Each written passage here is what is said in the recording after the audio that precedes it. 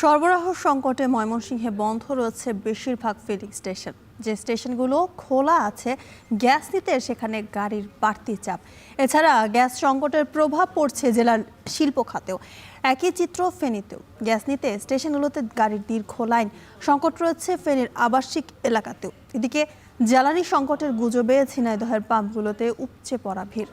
এ নিয়ে বিস্তারিত জানাতে ময়মনসিংহ থেকে যুক্ত হচ্ছেন ইমতিয়াজ আহমেদ, ফেনী থেকে সোলাইমান ডালিম এবং ঝিনাইদহ থেকে যুক্ত হচ্ছেন এমআর রাসেল। শুরুতে যেতে চাই ময়মনসিংহে ইমতিয়াজের কাছে।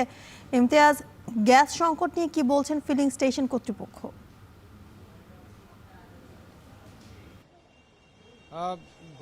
গেল 4 দিন যাবৎ কিন্তু এই যে সিএনজি ফিলিং স্টেশনগুলো রয়েছে, আমরা ময়মনসিংহে যেটা দেখতে পেরেছি যে বেশিরভাগই কিন্তু সারাদিন বন্ধ থাকছে। যাও দুই একটা সকালের দিকে খোলা থাকছে, 60 থেকে 70 টাকার উপরে কিন্তু গ্যাস নিতে পারছে না, যার ফলে সবচেয়ে বেশি বিপাকে রয়েছে অটো সিএনজি যারা চালক রয়েছেন তারা, এবং ঘন্টার পর ঘন্টা সেই মধ্যরাত থেকে তারা অপেক্ষা করছেন কখন আসলে তারা সিএনজি পাবেন।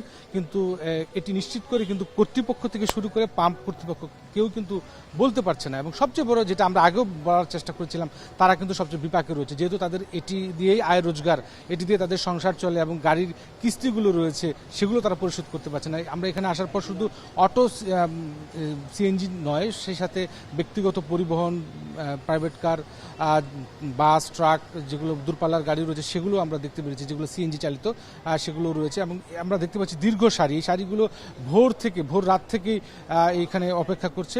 এবং এখানে আসার পর যেটা তারা বলছিলেন যে 60-70 টাকা সকাল 9টা পর্যন্ত তারা দিতে পেরেছিলেন কর্তৃপক্ষ, পরবর্তীতে আবার গ্যাসের চাপ বন্ধ হয়ে যায়। কোনো একটা স্টেশনে যদি চালু হয় সেটি হয়তো আধা ঘন্টা 40 মিনিট পর্যন্ত তারা গ্যাসের চাপটা দিতে পারেন, তারপরে আবার সেটি বন্ধ হয়ে যায়। এই অবস্থার মধ্যে যেহেতু ভালুকা একটি শিল্পাঞ্চল এলাকা রয়েছে, সেখানে প্রচুর শিল্প কারখানা রয়েছে যেগুলো গ্যাস ভিত্তিক, এবং সেখানেও কিন্তু গ্যাসের চাপ একেবারে কম থাকার কারণে উৎপাদন সেখানে ব্যাহত হচ্ছে। সুতরাং শিল্প খাত থেকে শুরু করে পরিবহন সব জায়গাতেই কিন্তু চরম একটা বিপাকে রয়েছে, একটা স্থবির অবস্থায় রয়েছে। ময়মনসিংহের আমরা দীঘারকান্দা বাইপাস এলাকায় রয়েছে, এখানে পাশাপাশি প্রায় 5 থেকে 60টি সিএনজি ফিলিং স্টেশন রয়েছে। সেইগুলো সবগুলো ফিলিং স্টেশনগুলোতে কিন্তু একটা স্থবির অবস্থা নেমে এসেছে। বেশিরভাগই বন্ধ রয়েছে, ওর কোনো ফিলিং স্টেশনগুলো রয়েছে যেগুলো খালি পড়ে আছে।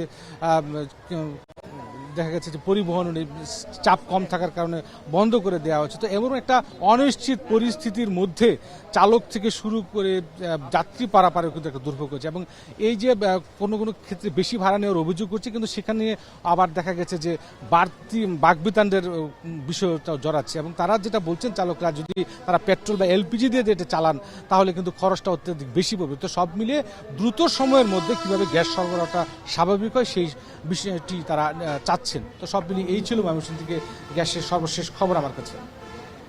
এ নিয়ে আরও জানবো ফেনীর খবর ডালিমের কাছ থেকে। ডালিম, ফিলিং স্টেশনগুলোতে লাইন কেমন দেখছেন, আরও জানাবেন আবাসিকে গ্যাসের সংকট নিয়ে কি তথ্য দিচ্ছেন সেখানকার বাসিন্দারা?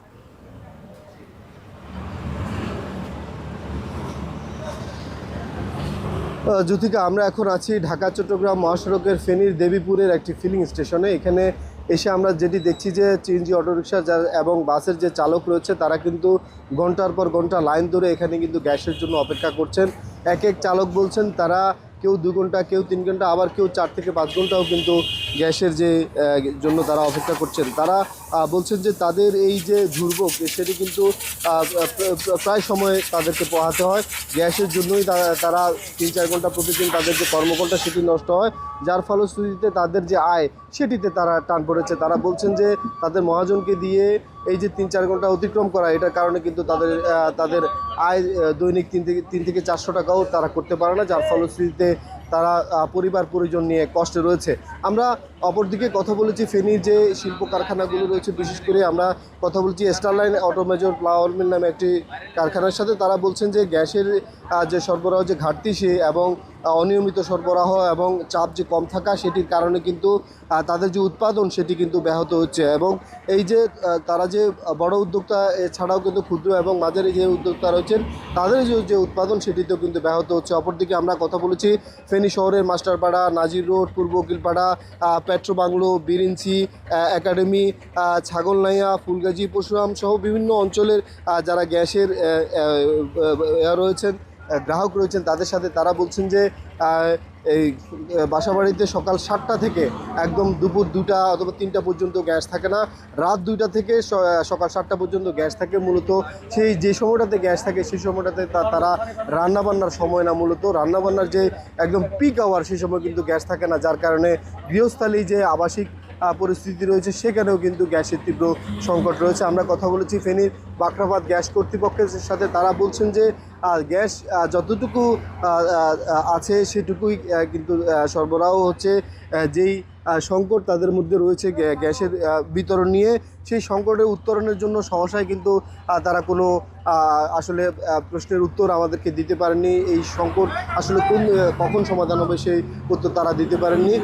এই ছিল ঢাকা চট্টগ্রাম মহাসড়কের দেবীপুর থেকে ফেনীর ফিলিং স্টেশন এবং আবাসিকের গ্যাস সংকটের খবরের সর্বশেষ। এই মুহূর্তে যেতে চাই রাসেলের কাছে। রাসেল, ঝিনাইদহে জ্বালানি সংকটের গুজব রোধে প্রশাসনের পক্ষ থেকে কোনো উদ্যোগ নেওয়া হয়েছে কিনা?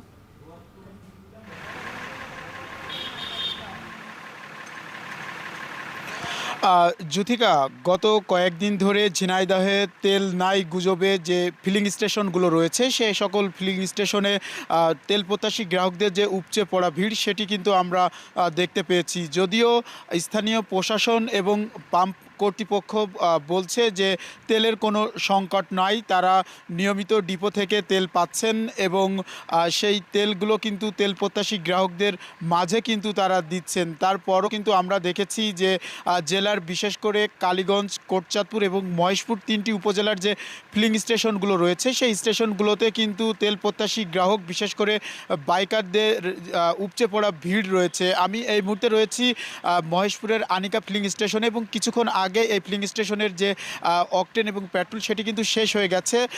আমরা এখানে সকাল থেকে দেখেছি তেল প্রত্যাশী গ্রাহকদের উপচে পড়া ভিড় এবং দীর্ঘ লাইনে দাঁড়িয়ে কিন্তু তারা তেল নিচ্ছেন। আমরা বেশ কয়েকজন গ্রাহকদের সঙ্গে কথা বলেছি, তারা আমাদেরকে জানিয়েছেন যে ভোর থেকেই কিন্তু তারা এই ফিলিং স্টেশনে এসেছিলেন এবং লাইনে কেউ কেউ 2 থেকে 4 ঘন্টা পর্যন্ত দাঁড়িয়ে কিন্তু তেল নিয়েছেন। আমরা এদিকে উপজেলা প্রশাসনের সঙ্গে কথা বলেছি, তিনি আমাদেরকে জানিয়েছেন যে এর আগেও তিনি ফেসবুকে একটি স্ট্যাটাস দিয়েছেন যে তেল নাই গুজবে যেন কান না দেওয়া হয় এবং নিয়মিত কিন্তু পাম্প থেকে তেল দেওয়া হচ্ছে। তবে তেল প্রত্যাশী গ্রাহক যারা রয়েছে তারা কিন্তু বলছেন যে খোলা বাজারে তেল না পাওয়ার কারণেই কিন্তু তারা মূলত পাম্পমুখী হচ্ছে এবং এখানে এসে কিন্তু দীর্ঘক্ষণ লাইনে দাঁড়াতে হচ্ছে। আজকে ঝিনাইদহের যে 3টি উপজেলা রয়েছে বিশেষ করে মহেশপুর, কোটচাঁদপুর এবং কালীগঞ্জ বেশ কয়েকটি এই উপজেলাগুলোর তেল পাম্পগুলো কিন্তু বন্ধ রয়েছে। আসলে তেল পাম্পগুলো বন্ধ থাকার কারণ আমরা জানতে চাইলে তারা বলছেন যে তেল প্রত্যাশী গ্রাহক যারা রয়েছে তারা কিন্তু প্রয়োজনের তুলনায় অতিরিক্ত কিন্তু তেল নিচ্ছে, যার কারণে কিন্তু দ্রুত তেল শেষ হয়ে যাচ্ছে এবং যার কারণে কিন্তু তাদের অবসর সময় কাটাতে হচ্ছে। আমরা এই ফিলিং স্টেশনের কর্তৃপক্ষের সঙ্গে কথা বলেছি, তারা আমাদেরকে জানিয়েছেন যে কিছুক্ষণ আগে তেল শেষ হয়ে গেছে এবং সন্ধ্যার আগ দিয়ে কিন্তু এই পাম্পে পুনরায় তেল আসবে এবং তারপরে কিন্তু তারা তেল সরবরাহ করতে পারবে। তো এই ছিল ঝিনাইদহের যে তেল নাই গুজবের তীব্র সংকট তার সর্বশেষ। জ্যোতিকা, জ্বালানি সংকটের খবর জানাতে যুক্ত ছিলেন সহকর্মী।